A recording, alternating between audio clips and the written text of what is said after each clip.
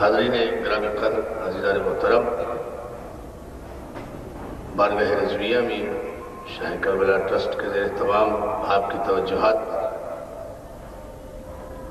آپ کا شکریہ ادا کرتے ہوئے یہ 5ویں تقریب آپ کی نظر ہے۔ اسلام اور مسلمان ہمارا موضوع گفتگو ہے، اور آج کی اس خصوصی مجلس کے اختتام پر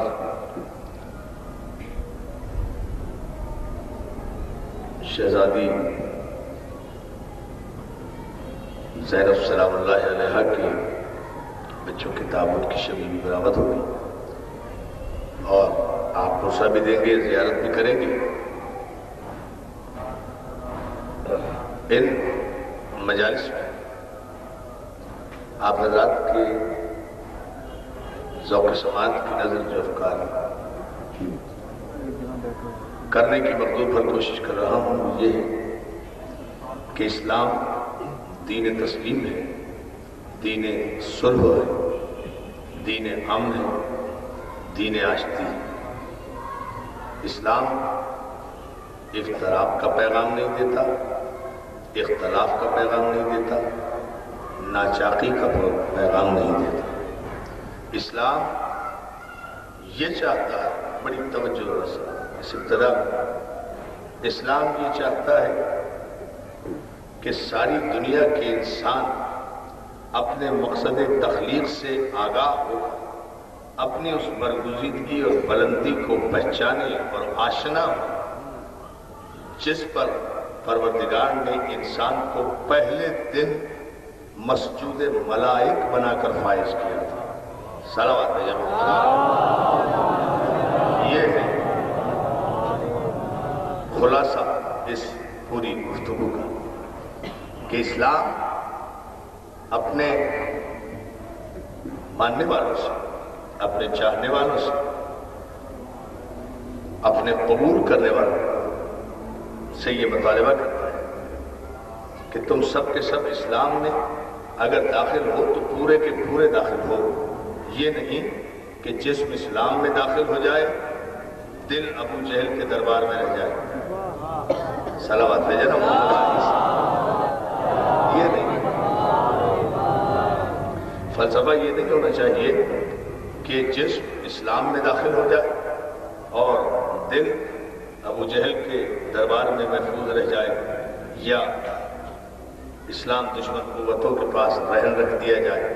اسی لیے اسلام کو تسلیم کہا گیا ہے، اور تسلیم کے معنی ہی پہلے یہ ہے کہ اسلام اقرار باللسان کا نام نہیں ہے، اسلام پہلی منزل پر تصدیق بالقلب کا نام، کہ انسان جب دل کی گہرائیوں سے پہلے تصدیق کرے کہ وہ وحدہ لا شریک ہے اور پیغمبر اللہ کے آخری رسول ہیں، کتاب اللہ کی آخری قرآن مجید ہے، جب یہ دل کی گہرائیوں سے شدید ترین آمادگی کے ساتھ بغیر جبر و اکراہ جب یہ اقرار ہو، تب کہیں منزل تسلیم آتی ہے۔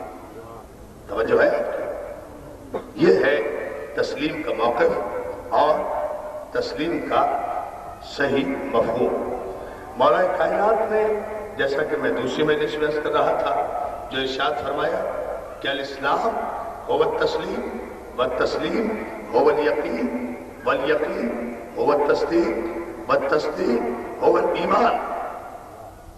اسلام تسلیم کا نام ہے، اور تسلیم جب اپنے منزل عروج پر پہنچے تو یقین کی ابتدا ہوتی ہے، اور یقین جب اپنے کمال پر پہنچے تو تصدیق کی ابتدا ہوتی ہے، اور تصدیق جب اپنے کمال پر آئے تو ایمان کی ابتدا ہوتی ہے، اور ایمان جب 9 درجے طے کر لے تو آدمی سلمان بنتا ہے۔ صلوات ہے جناب، آواز بلائیں۔ یہ ہے اسلام کا خلاصہ اور اسلام کی مکمل تاریخ جو انہوں نے کی، جن کے آستانے یا جن کے دامن میں پل کر اسلام کے بچپن نے جوانی کے مرحلے طے کیے، جن کے اصول و ضوابط کا نام اسلام قرار پایا، جن کے جاگنے سونے کا نام اسلام قرار پایا، جن کے اٹھنے بیٹھنے کا نام اسلام قرار پایا، جن کی صلح و جنگ کا نام اسلام قرار پایا، جن کی خاموش اور جن کے گفتگو کا نام قرآن قرار پایا، یہ چپ رہے تو کتاب بھی چپ رہی، یہ بول اٹھے تو کتاب بھی بول اٹھی۔ صلوات بھیجے نا۔ ذرا سا اس مرحلے پر ابھی آپ تھوڑا سا 2 لمحے اور توجہ فرما لیں، پھر انشاءاللہ نعرے بھی ہوں گے، درود بھی ہوگا، تاکہ یہ بات ذرا سا عزیزان محترم واضح ہو جائے کہ اسلام جس منزل میں، جہاں کہ میں گزشتہ شب کی مجلس میں آپ حضرات کی خدمت میں عرض کر رہا تھا کہ اس کائنات کے پہلے دن بھی اسلام تھا اور اس کائنات کے آخری دن بھی اسلام ہوگا، اور میں نے تعریف بتا دی کہ اس اسلام اگر کائنات کے پہلے دن بھی ہے اور آخری دن بھی ہے تو اس کائنات کے پہلے دن کا نام بھی محمد اور علی ہے اور اس کائنات کے آخری دن کا نام بھی محمد اور علی ہے۔ تو جب پہلے دن بھی یا رسول اللہ اور یا علی ہے اور آخری دن بھی یا رسول اللہ اور یا علی ہے، تو یہ درمیان کے دنوں میں تمہیں یا رسول اللہ کہتے ہوئے اور یا علی کہتے ہوئے موت کیوں آتی ہے؟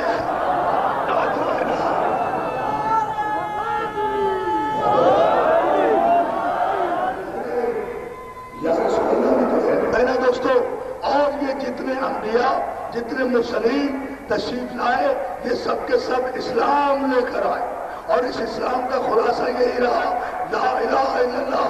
آدم آئے یہی کہتے ہوئے آئے، کلمہ اپنا بھی پڑھایا، بڑی توجہ دوستو، لا الہ الا اللہ، آدم صفی اللہ، کلمہ اپنا پڑھایا، توحید اس کی منوائی۔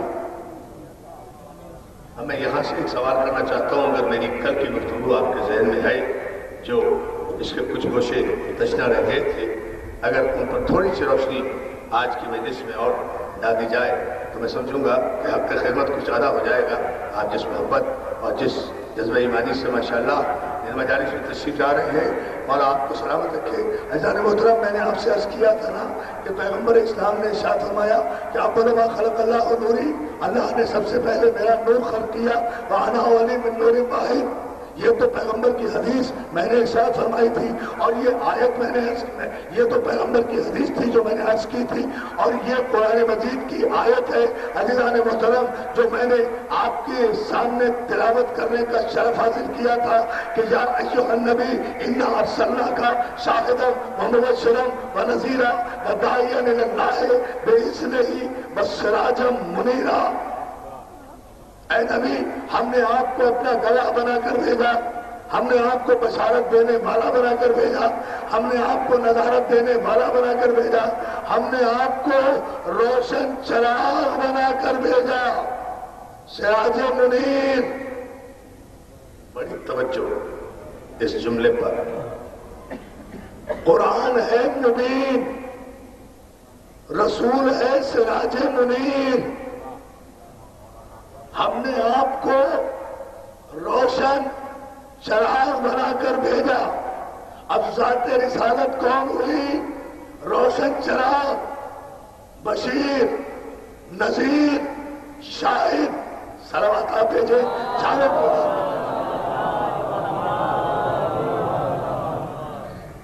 لفظ شاہد پر میں نے کچھ نہ کچھ کل آپ کی خدمت میں عرض کیا تھا، آج ذرا سا ایک مرحلے پر اور توجہ چاہیں۔ مجھے احساس ہے کہ آج میں قدرے 10-12 منٹ تاخیر سے پہنچا ہوں عزیزان محترم، لیکن یہ پابندی وقت انشاءاللہ برقرار رہے گی۔ کل میں اپنے مقررہ وقتی پر انشاءاللہ حاضر ہوں گا۔ آج محض اتفاق کی وجہ سے، گاڑی کی وجہ سے مجھے تھوڑی سی تاخیر ہوئی، لیکن میں اس تاخیر کو میک اپ کروں گا درمیان میں، مگر آپ کو توجہ ضرور فرمانا ہے کہ یا ایھا النبی انا ارسلناک شاہدا ومبشرا ونذیرا۔ حبیب، ہم نے اپنے آپ کو اپنا شاہد بنا کر بھیجا، اپنا گواہ بنا کر بھیجا، بشیر بنا کر بھیجا، نذیر بنا کر بھیجا۔ ایک لفظ ہے داعیا الی اللہ باذنہ، ہم نے آپ کو اللہ کی طرف دعوت دینے والا بنا کر بھیجا، بے اذن ہی، اپنے اذن سے۔ یعنی اب ہر ایک کو اسلام اسلام اسلام پکارنے کا حق نہیں ہے۔ اسلام کی دعوت دینے کا حق صرف اسی کو حاصل ہے جس کے پاس اللہ کا اذن موجود ہو۔ صلوات بھیجے محمد آل محمد۔ پھر غور کرنے اس جملے پر، ہر ایک کو دعوت اسلام دینے کا حق نہیں ہے کہ طاقت کے بلبوتے پر، تلوار کے بلبوتے پر، فوجوں کے بلبوتے پر، لشکر کے سہارے پر، عسکر کے سہارے پر، خزانوں کے سہارے پر آپ اڑوس پڑوس کے ملکوں کو اور قرب و جوار کی وادیوں کو زبردستی دعوت اسلام دے۔ اسلام نے آپ کو اجازت نہیں دی، اسلام نے ایسا مسلمان بنانے کی اجازت نہیں دی۔ اسلام نے تو پیغمبر کو بھی کہا کہ داعی اللہ بإذن ہی، آپ کو بھی جو اجازت دی گئی ہے اللہ کی طرف بلانے کی، وہ اللہ کے اذن سے۔ اب میں یہ نہیں دیکھوں گا کہ مکے مدینے والوں نے کنہیں منتخب کر کے اجازت حکومت دی، میں تو یہ دیکھوں گا کہ اللہ نے کنہیں اذن دیا۔ سلام ذرا سا غور فرمانا ہے، اور اگر آپ نے غور فرما لیا تو الحمدللہ مولا کے کرم سے ایک خوبصورت نتیجہ آپ کی خدمت میں انشاءاللہ میں پیش کروں گا، اور وہ یہ کہ ہم نے آپ کو داعی اللہ بنا کر بھیجا۔ اللہ کی طرف دعوت دیتے ہیں آپ، کیسے؟ اپنی مرضی سے نہیں، ہمارے اذن سے۔ معصوم وہ جو اس نے پروردگار رکھا ہو، معصوم وہ جسے اجازت ہو اپنے اللہ کی طرف سے، معصوم وہ جو مشیت الہی ہو۔ میری کل کی گفتگو اگر آپ کے ذہن میں ہے تو بات واضح ہو جائے گی، اور آخری صفت آیت میں کیا بیان کی گئی؟ وَسِرَاجًا مُنِيرًا، اور حبیب ہم نے آپ کو روشن چراغ بنا کر بھیجا۔ اب یہ سراج منیر سے مراد کیا ہے؟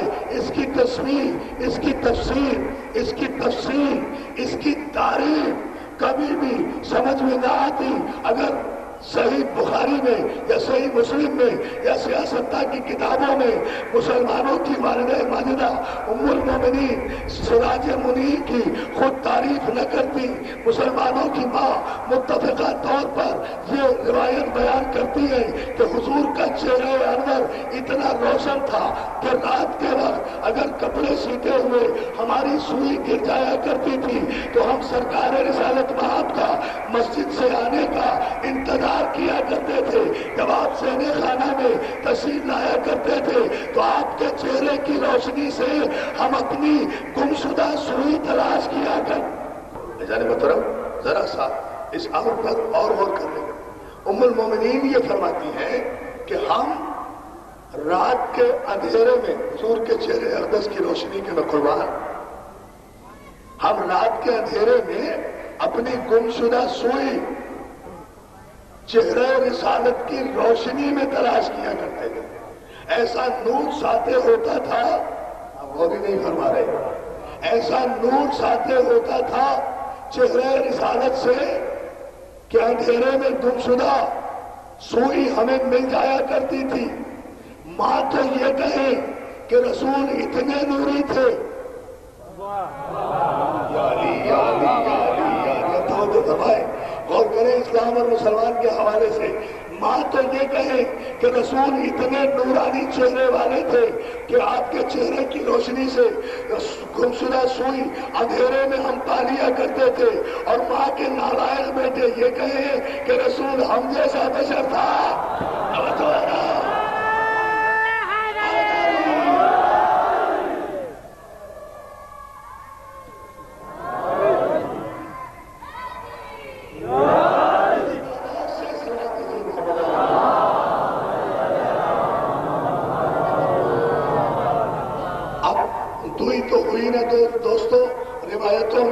مجھے بتائیے میں مسلمان کی بات مانوں یا مسلمان کی ماں کی بات مانوں؟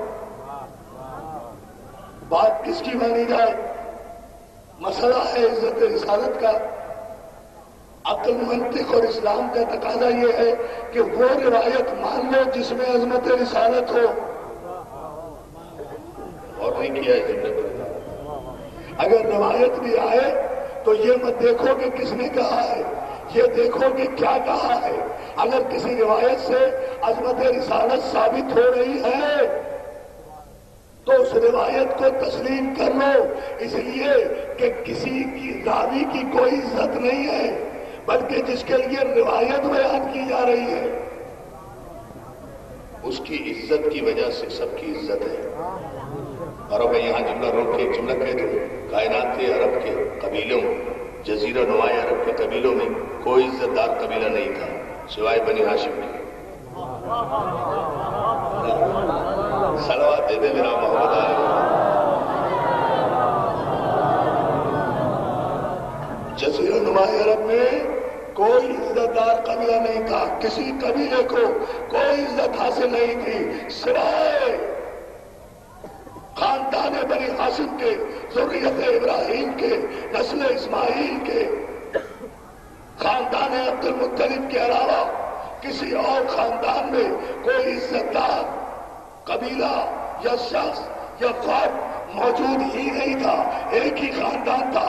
اس عزت دار خاندان میں، اور آپ کو سلامت رکھے، اس عزت دار خاندان میں نبوت بھی آئی، رسالت بھی آئی، امامت بھی آئی، ولایت بھی آئی، قرآن بھی آیا، شریعت بھی آئی، عصمت بھی آئی، طہارت بھی آئی، شجاعت بھی آئی، سیادت صلوات میں دینا۔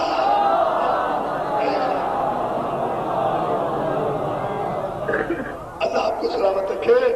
ایک منزل پر عزیزان محترم ذرا سا میں آپ کی توجہ اور چاہتا ہوں اس جملے کو وہی روک کر کہ ہم اندھیرے میں سوئی تلاش کر لیا کرتے تھے، اسے آگے چل کر کے بیان کروں گا۔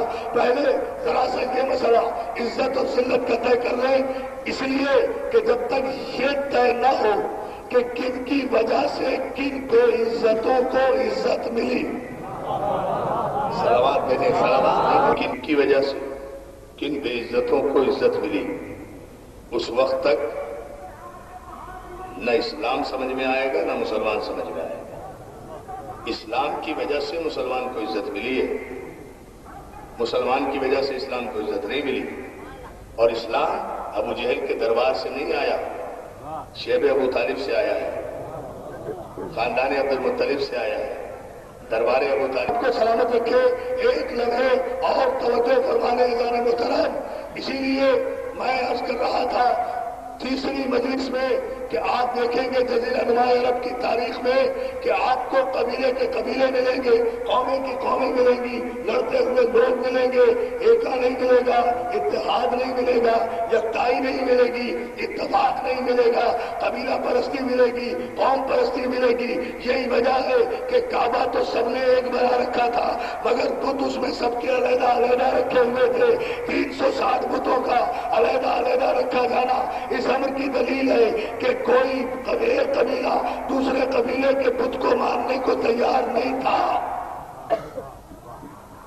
دوستوں مجھے تو بڑا اہم فیصلہ لینا ہے اور پورے مجمع سے فیصلہ لینا ہے، اس لیے پوری طرح آمادہ ہو کر اس تاریخی نتیجے پر آپ کی توجہ اور ناقابل تردید حقائق کی بنیاد پر ایک تاریخی فیصلہ، اس پر تو بچے بچے کو مسلمان تاریخ کے اتفاق کرنا پڑے گا کہ 360 قبیلے تھے اور 360 قبیلوں کے 360 بت تھے، ہر قبیلے کا اپنا بت تھا، جو جتنا بڑا قبیلہ ہوتا تھا اس کا اتنا بڑا بت ہوتا تھا۔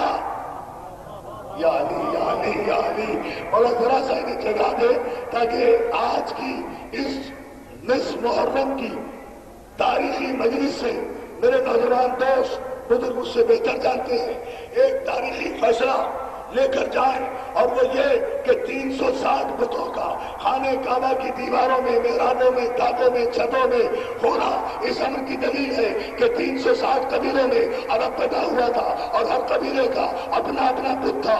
जो कबीला जितना ताकतवर होता था उसका बुत उतना ही ताकतवर होता था, उतना ही बड़ा होता था। बड़े कबीले का बड़ा बुत होता था, छोटे कबीले का छोटा बुत होता था।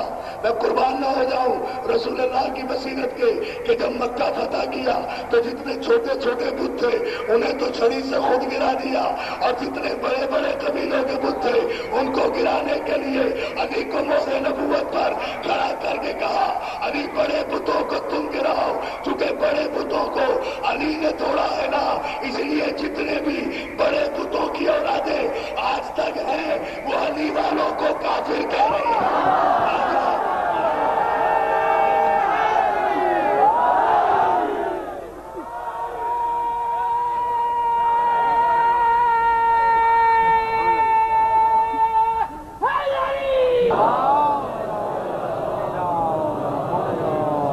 अल्लाह आपको सलामत रखे।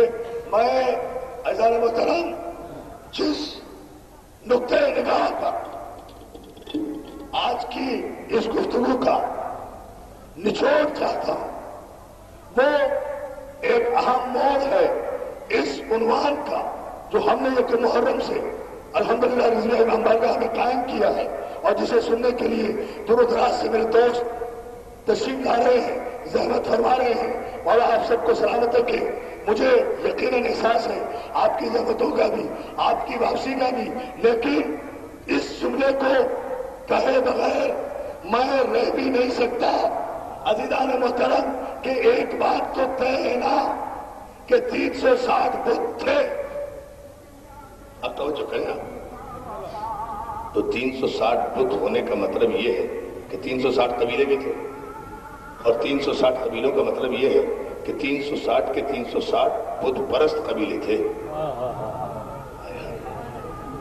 हम तो गुफ्तगू मुकम्मल कर गए, कभी कभी आहिस्ता वाली गुफ्तगू भी सुन लिया करें। तो जो है 360 बुत थे, 360 कबीले थे, हर कबीले का अपना अपना बुत था, और हर कबीला अपने अपने बुत की परस्तिश किया करता था। ऐज़ान मुहतरम ये मुत्तफ़िक़ा जुमला है।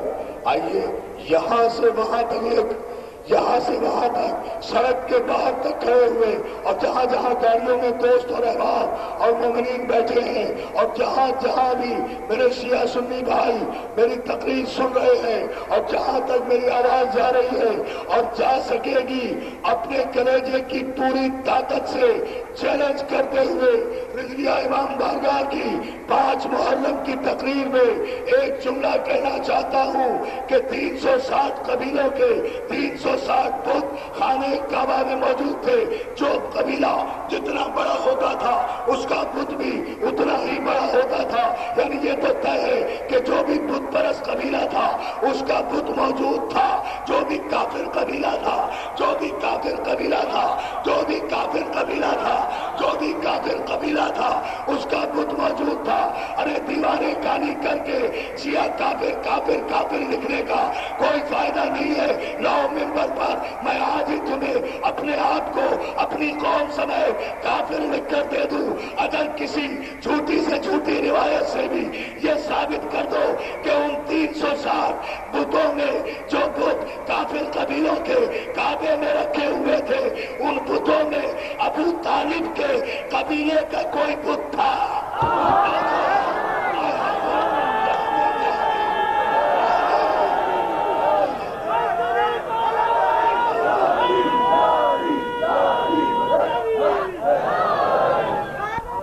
एक बात और तो मुझे दीजिए जो सुनेंगे आप, कोई साबित कर दे किसी झूठी से झूठी रिवायत से भी, ऐसा तो ना कि कोई ये बताए, आप हमारे बुजुर्ग हैं, दुआगो हैं, इस जुमले पर हम आप सारे बुजुर्गों से दुआएं चाहते हैं, इसलिए कि ये किसी किताब का जुमला नहीं है, ये मौला की अता है। लेकिन तय है अपनी जगह कि कोई साबित करे कि इन 360 बुतों में कोई एक बुत भी ऐसा था जिसकी निस्बत बनी हाशिम के कबीले से हो, हालांकि काबा बनी हाशिम का था। کعبہ یہ تھے، کلید بندار حرم یہ تھے، بیت البلد یہ تھے، رئیس بتا یہ تھے، کعبے کے مالک ابو طالب تھے۔ ارے مالک نہ ہوتے تو اس مالک کے بیٹے کی آمد پر دیوار شک ہو کر بنت اسد کو سلام کیوں کرتی؟ صلوات دے رہے بابا دورا۔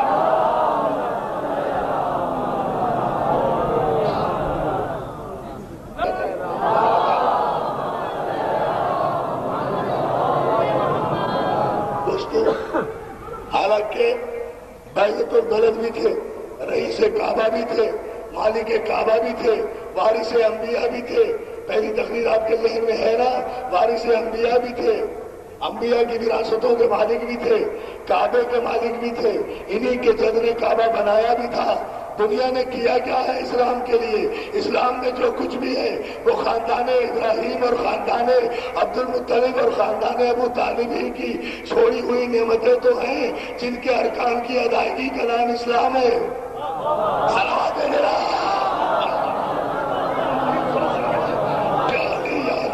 بلند ترین صلوات ہے۔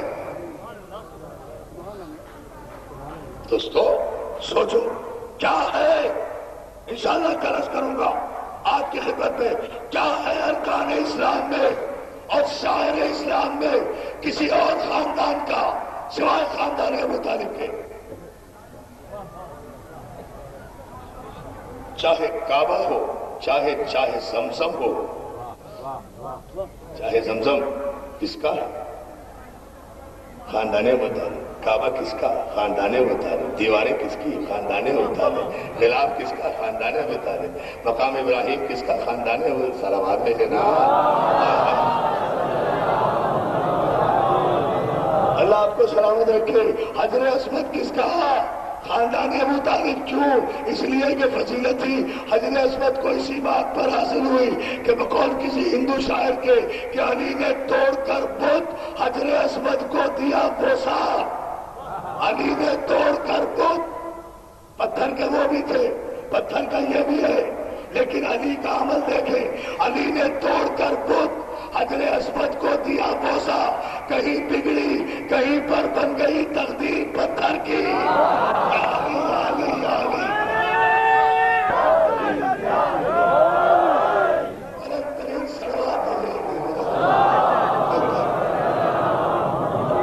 کہیں بگڑی، کہیں پر بن گئی تقدیر پتھر کی، تو ہاتھ تو ایک ہی تھا، انہیں توڑ دیا، وہ ٹوٹ گئے، اسے چوم لیا، یہ سج گیا۔ بہت توجہ، تو طے ہو گیا نا قیامت تک کہ جسے علی توڑ دے وہ جڑ نہیں سکتا، اور جسے علی جوڑ دے اسے کوئی توڑ نہیں سکتا۔ صلوات دے آپ محمد صفت تو علی کے ہاتھ کی ہوئی نا دوستو۔ زمانے نے کلمہ تو پڑھ لیا، مسلمان ہونے ہی پر اتفاق کر لیا، سمجھ لیا کہ بس اسلام لے آئے، اسلام کافی ہے، اسلام لے آئے، اسلام کافی ہے، اسلام کافی ہے، مسلمان کہلا رہے، بس یہی بات کافی ہے۔ نہیں بھائی، اسلام مسلمان ہونے پر اکتفا کرنے پر مطمئن نہیں ہوتا۔ اسلام آپ کو مومن دیکھنا چاہتا ہے، متقی دیکھنا چاہتا ہے، پرہیزگار دیکھنا چاہتا ہے، عادل دیکھنا چاہتا ہے، منصف دیکھنا چاہتا ہے، شریف دیکھنا چاہتا ہے، ظالم سے بیزار دیکھنا چاہتا ہے، مظلوم کا حمایتی دیکھنا۔ سلامات دینا اس امر پر تھوڑی دیر کے لیے سارے دوستوں کی توجہ چاہتا ہوں۔ اسلام یہ نہیں ہے کہ کسی نے کہہ دیا لا الہ الا اللہ اور محمد رسول اللہ بس مسلمان ہو گئے، یہ کافی نہیں ہے۔ اپنی زندگی کے ہر لمحے میں شان رسالت کو، عظمت رسالت کو آنکھوں کے راستے دل میں اتارو، آنکھوں کے راستے دل میں اتارو، اور جملہ سنیں گے آپ، اور اس طرح کہو جیسا کہ میں نے ابھی آغاز تقریر میں کہا، یا ایھا النبی انا ارسلناک شاہدا ومبشرا ونذیرا وداعیا الی اللہ باذنہ وسراجا منیرا۔ ہم نے آپ کو روشن چراغ بنا کر بھیجا، چمکتا ہوا سورج بنا کر بھیجا، جس پر ام المومنین نے کہا کہ ہمیں اندھیرے میں چہرہ رسالت سے اتنا نور ساطع ہوتا تھا. تو مجھے ایک جملہ کہنے کی آپ اجازت دیں گے، اور یہی رضیہ امام بارگاہ کی تاریخ کا، آج کی تاریخ کا شاید فیصلہ کن جملہ ہو.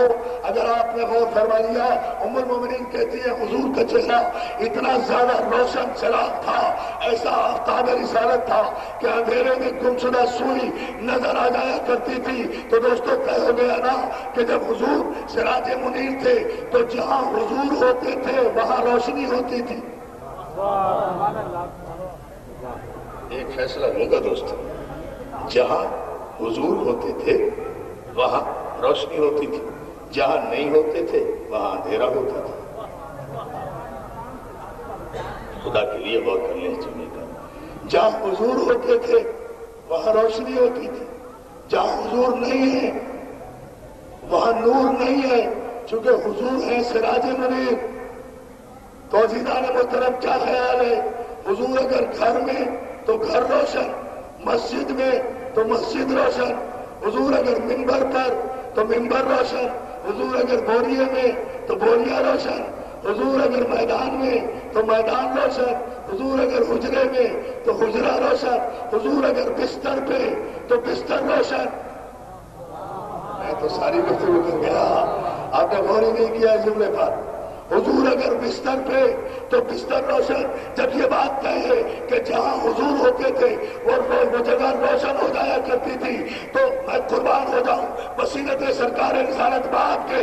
اسی لیے شب ہجرت اور کسی کو رسول اللہ نے اپنے بستر پر نہیں سلایا، اس لیے کہ اگر حضور بستر پر نہ ہوتے اور حضور کی جگہ کسی اور خاکی انسان کو بستر پہ لٹا دیا جاتا تو بستر کا اندھیرا چغلی کا کر بتا دینا کہ چراغ رخصت ہو گیا ہے. مگر آپ دیکھیں کہ تمام رات علی رسول کے بستر پہ سوتے رہے اور روز مرہ کے دیکھنے والے پہچان نہیں سکے کہ نبی سو رہا ہے یا علی سو رہا ہے. اب تو یقین کرو کہ محمد اور علی ایک ہی نور سے ہے.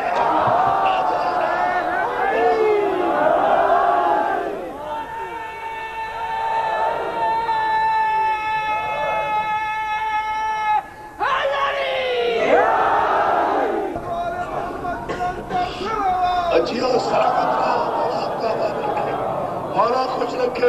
تمام رات علی کو. ایک جملے پر توجہ دوستو، کل تفصیل بتاؤں گا، تاخیر کی معذرت چاہتا ہوں چونکہ کل بھی تاخیر کے سبب میں زیادہ مسائل نہیں پڑھ سکا تھا، اور آج ظاہر ہے کہ شبیہات برآمد ہو رہا ہے، اس لیے تفصیل سے مسائل کو وقت دوں گا تاکہ مومنین جس مقصد جو معال مجلس ہے، جو مقصد مجلس ہے وہ ذرا مکمل ہو جائے. مگر ایک جملے پر ذرا سی آپ توجہ فرما لیں. اور تو دوستو بات کو مکمل کر لوں گا. علی کو اپنے بستر پہ لٹایا، چراغ رخصت ہو گیا، مگر بستر کی روشنی میں کمی نہیں آئی. تسلیم کرنا پڑے گا کہ جو نور محمد کا تھا وہی نور علی کا تھا، وولٹیج کا بھی فرق نہیں تھا. نہیں سمجھے آپ بھئی؟ ایک تو یہ بھی بلب چل رہے ہیں چھوٹے چھوٹے جو ہمارے ٹرسٹیز حضرات نے لگائے ہیں، یہ دیکھیں ہے نا، چھوٹے چھوٹے ہیں. اور ایک یہ سرچ لائٹ چل رہی ہے. روشنی یہ بھی ہے، روشنی یہ بھی ہے، لیکن دونوں روشنیوں میں فرق ہے نا. وہاں کم وولٹیج آ رہے ہیں، یہاں بہت زیادہ وولٹیج آ رہے ہیں. تو دور سے ہی آپ دیکھ کر اندازہ کر لیں گے نا کہ یہ روشنی اور ہے، وہ روشنی اور ہے. تو اگر محمد علی کے نور میں وولٹیج کا بھی فرق ہوتا تو ساری رات جو 40 دشمن تلواریں لے کر رسول کے بستر کے گرد کھڑے ہوئے تھے، ایک لمحے میں پہچان جاتے کہ نہیں روشنی تو ہے مگر وہ سچ لائٹ والی روشنی نہیں ہے، کوئی مدھم روشنی ہے. روشنی کی تابناکی میں بھی کوئی فرق نہیں آیا. یعنی جس طرح نبی سوتے تھے ویسے علی سوئے، تو روشنی نبی کی تھی وہی روشنی علی کی تھی. یا یوں کہہ دوں کہ میں قربان نہ ہو جاؤں ایسے علی کے، پھر بھی کہتے ہو ہم علی نہ کہیں. ارے جو سو کر بھی نبی لگے، اٹھ کر خدا لگے، اسے ہم علی کہتے ہیں.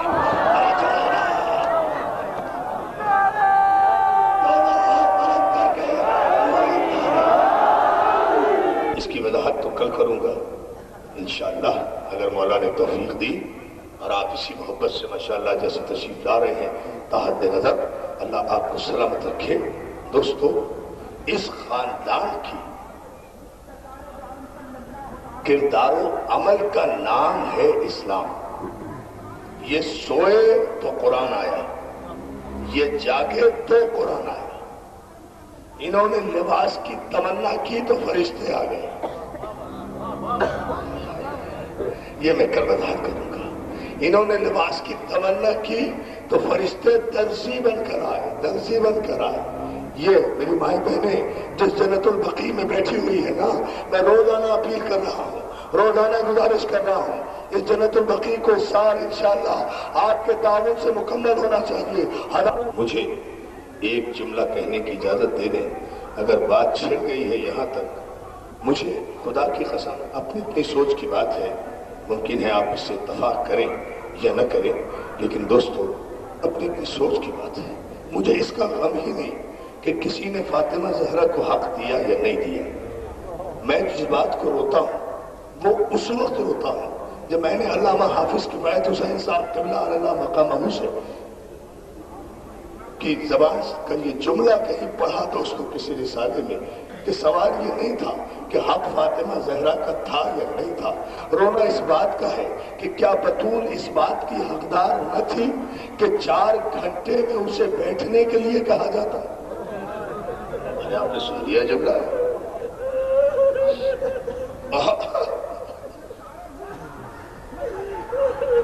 جزاک اللہ۔ مسئلہ یہ نہیں ہے عزیزانو کوئی بطول کو حق دیتا یا نہ دیتا، کوئی مسلمان تو ہوتا جو بھرے دربار میں یہ کہتا رسول کی بیٹی ہم نے تیری شان دیکھی ہے، یہ تھک گئی ہوگی بیٹھ جا، فاطمہ زہرا تو کائنات کی شہزادی ہے، تو ہمارے رسول کی بیٹی ہے، ہم نے تیری عظمت دیکھی ہے۔ اور یہی بات تو تھی عزادارو کہ جب گھر سے دربار میں گئی تھی تو بطول کے سر کے بال سیاہ تھے، اور 4 گھنٹے کے بعد جب واپس دربار سے محروم آئی ہے تو اماں فضہ کہتی ہے بطول کے بال 18 برس کی عمر میں سفید ہو گئے تھے، 4 گھنٹے کے صدمے نے، صرف اس صدمے نے کہ بابا تیری زندگی میں میری یہ عزت کہ میں بیٹھی رہوں اور رسالت کھڑی رہے، اور تیرے بعد میری یہ توقیر کہ میں 4 گھنٹے کھڑی رہی اور مجھے کسی امتی نے بیٹھنے کے لیے نہیں کہا۔ جزاک اللہ، جزاک اللہ۔ عزیزانو آپ کو ایک نئے رخ سے ایک بات بتا دوں دوستو، دربار سے واپس آئی ہیں بیوی، دربار سے واپس آئی، حسن نے کچھ پوچھا جواب نہیں دیا، حسین نے کچھ پوچھنا چاہا جواب نہیں دیا، مگر جب بیت الشرف میں داخل ہوئی تو زینب نے گلے میں باہیں ڈال کے کہا اماں آپ دربار اور اتنی دیر کیا سمجھ رہا تھا؟ ہماری ماں بہنوں مولا آپ کو سلامت رکھے، آپ کے پردوں کو سلامت رکھے۔ دیکھیے فرش کا انتظام ہے، روشنی کا انتظام ہے، منتظمین نے دور دور تک آپ کی سہولتوں کے انتظام کیے ہیں، سکون سے بیٹھی ہوئی اپنے مولا کی مجلس سن رہی ہو تو دیکھو مگر زینب کیا کہہ رہی ہے، اماں آپ دربار اور اتنی دیر۔ جس بطول نے حسن کو جواب نہیں دیا تھا، حسین کو جواب نہیں دیا تھا، مگر جب زینب نے دربار کا سوال کیا تو زینب کے گلے میں باہیں ڈال کے رسول کی بطول بیٹی کہتی ہے زینب سب مجھ سے دربار کا سوال کرے مگر تو نہ پوچھ۔ جزاک اللہ، جزاک اللہ۔ عزیزانو روتے جاؤ نا، اب تم پہ رونے کی کوئی پابندی تو نہیں ہے۔ جسے جو دعائیں مانگنی ہیں وہ دعائیں مانگے۔ زینب سب مجھ سے دربار کا سوال کرے مگر تو دربار کا سوال نہ کر۔ اماں میں کیوں نہ کروں؟ زینب اس لیے نہ کر، یوں سمجھ لے، سن لیں گے آپ جملہ عزیزانو، میں نے حیدرآباد دکن میں گزشتہ نومبر میں، مجھے یاد ہے 22 نومبر کو گزشتہ برس میں نے حیدرآباد دکن میں مجلس پڑھتے ہوئے یہ جملہ کہا تھا، خدا کی قسم اس سے آگے نہیں کہہ سکا تھا جملہ، قیامت آ گئی تھی لاکھوں کے مجمع میں جب جناب زینب نے کہا اماں آپ دربار اور اتنی دیر تو زینب فاطمہ کہتے ہیں زینب سب مجھ سے یہ سوال کریں مگر تو یہ سوال نہ کر. تو عزادارو زینب نے پوچھا تھا اماں کیوں؟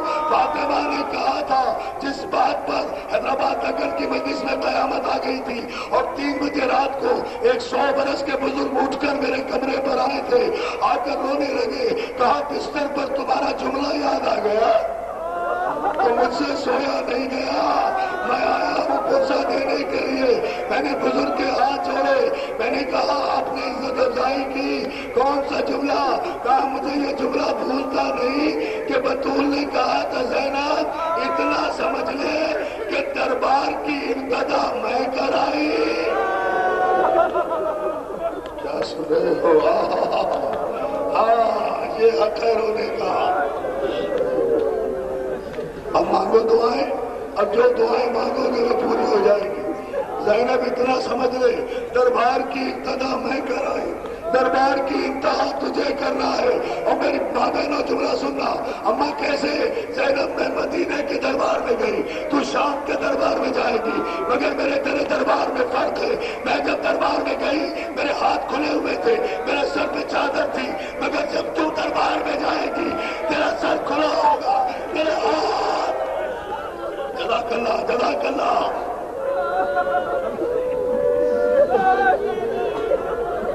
مگر جب تو دربار، آج چھوٹے چھوٹے بچے ہمارے رو رہے ہیں، آج اولو محمد کو رو رہے ہیں نا، کل میں نے مسائل نامکمل چھوڑے تھے نا، زینب کے بچوں کا ماتم کرنے آئے ہیں نا.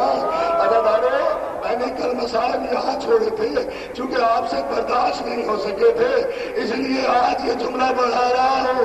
زینب نے آواز دی عباس تو مشکل کشا کا بیٹا ہے، بھائی میرے حسین سے میرے بچوں کو اجازت دلا دے. اب روتے جاؤ دادا. اب اگر زیارت کرنا ہے نا تو یہ سوچ کے زیارت کرنا، اگر اولو محمد کو رونا ہے تو اولو محمد کو یہ سوچ کے رویا کرو کہ یہ زینب کے وہ بچے ہیں جن کے لیے حمید ابن مسلم کہتا ہے کہ 11 محرم کو سیدانیوں کا اہل حرم کا لٹا ہوا قافلہ جب کوفے کی طرف کربلا سے چلا اور گنج شہیدہ سے اونٹ گزرے تو ہر بی بی نے اپنے اپنے شہید کے لاشے کو دیکھا اور اپنے آپ کو اس شہید کے لاشے پر گرا دیا. مگر حمید کہتا ہے میں نے دیکھا کہ گنج شہیدہ میں 2 بچوں کے لاشیں لاوارث رہ گئے، ان پہ کوئی رونے والا نہیں تھا. میں نے سید سجاد سے پوچھا مولا کیا ان بچوں کی ماں مر گئی؟ جزاک اللہ جزاک اللہ. مولا آپ کو سلامت رکھے، اللہ آپ کو کوئی غم نہیں دھروتے جائے. کوئی جلدی نہیں ہے مجھے، میں اطمینان سے جلنے کہوں گا جب تابوت آئے گا. عزادارو جی بھر کے روئیں گے، یہی 2-4 دن تو رہ گئے ہیں. تو سید سجاد نے کہا تھا بھائی ایسا نہ کہیں، ان بچوں کی ماں میری پھپھی زینب ہے، انہوں نے وعدہ کیا تھا اپنے بچوں کا ماتم نہیں کروں گی، اپنے بچوں کو نہیں روں گی. کہا کیوں؟ کہا اس لیے کہ کوئی صدقے پہ رویا نہیں کرتا. کہا بی بی صدقہ کیا؟ کہا میرے اولو محمد علی اکبر کا صدقہ ہے. جزاک اللہ جزاک اللہ. ماتم کرنے آئے ہیں نا. عزادارو اولو محمد کو لے کر عباس کے ساتھ جناب زینب آئی، حسین کے خیمے میں پہنچی. اب جملہ اگر سن سکے تو سن لیجئے. جناب زینب آئی، حسین کے خیمے میں پہنچی، بہن کو آتا ہوا دیکھا، حسین تعظیم میں کھڑے ہو گئے. بڑی عزت کرتے تھے حسین چھوٹی بہن کی. بقول نسیم امروی کے یہ بھائی وہ ہے کہ جانا بہن کو جا کی طرح، یہ وہ بہن ہے جو بھائی کو روئی ماں کی طرح.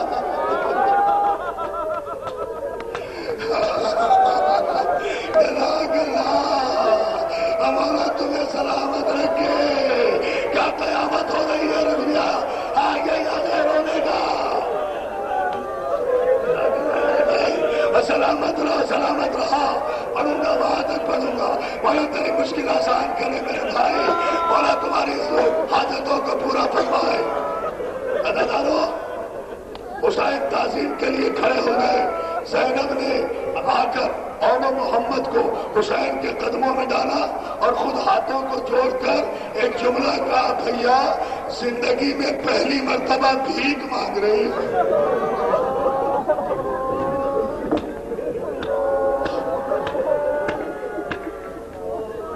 لو بھائی جو رونے آئے ہو وہ پھر گھروں تک روتے ہوئے جانا. بھیا زندگی میں آج پہلی مرتبہ تیری بہن ساحل بن کے آئی ہے. حسین کہتے زینب کیا ہوا؟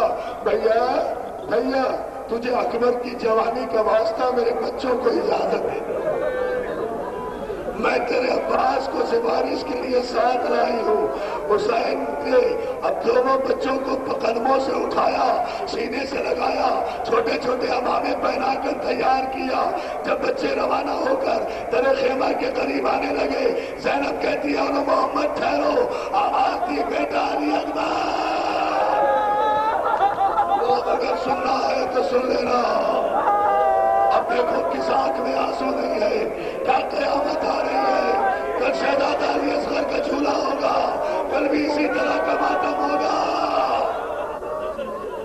روتے رہو, آنسو نہ روکو, آنسو نہ روکو, نہ رو. یہ منظوری کی مجلس ہے, یہ قیامت کی مجلس ہے.